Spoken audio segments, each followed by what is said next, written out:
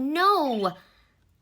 Sad Brooke Shields is in some hot water, and she shouldn't be, because she comes off as the sweetest person, even when she's kind of shining a little baby keychain flashlight onto Meghan Markle.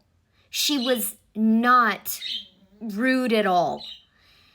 What is going on with these D-list podcasters or wannabe Netflix queens that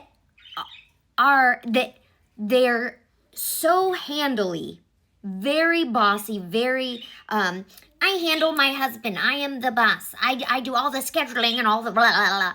And then when some person just kind of is like, maybe not so healthy, or oh, that was a little boring and a little too deep for the South by Southwest panel, they're like, and they can't handle it. That is so weird to me. Very unhealthy. Okay, so poor Brooke, she got on a podcast and she said, listen, Meghan Markle was going off and telling us the story, and this is my aside, that she's always telling, because that was the narrative of when she became her origin story.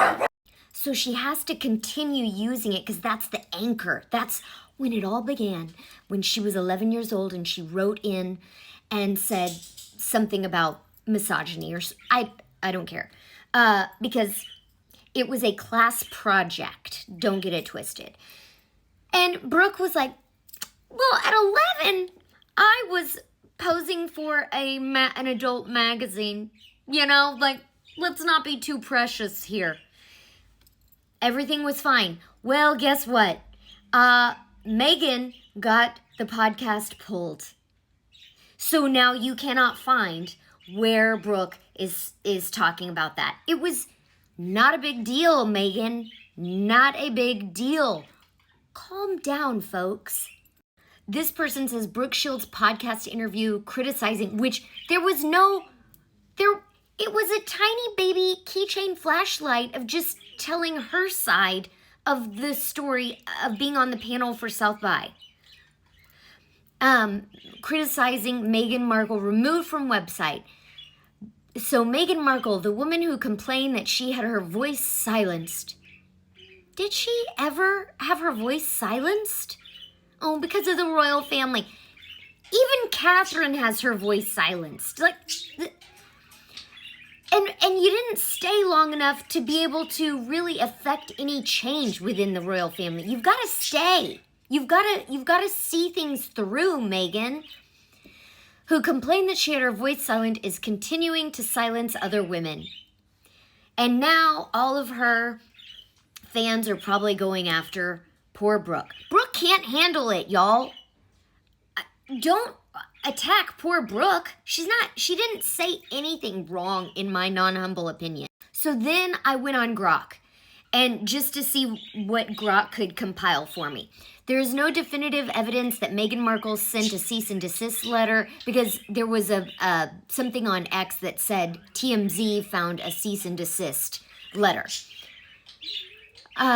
to Brooke Shields. Claims about such legal action stem from social media posts on X, where users speculated that Markle or her team threatened legal action against Shields following a podcast episode where Shields described interrupting Markle during a 2024 South by Southwest panel, calling her too precious and serious. The topic was too precious and serious for what they were talking about, not that Meghan was too precious. These posts suggest Markle was upset over Shields' comments and that the podcast episode's removal from India Hicks' website was due to legal pressure from Markle. However, no official statement from Markle, Shields, or their reps confirms these claims. And the podcast deletion could have other explanations, such as backlash from Markle's supporters. Wow, to be able to wash all of your followers, that's not cool. Like, none of my friends on here, I don't want to wash or sway them. I just want to bring up topics that we can discuss. But some of these people have an ASMR voice, and they are really trying to work that manipulation. And see it for what it is, folks. This is what came out on X, but I didn't trust it, so that's why I went to Grok, and that's why I looked elsewhere. I can't find that there was an actual cease and desist sent to Brooke. But very interesting that podcast was removed. For nothing.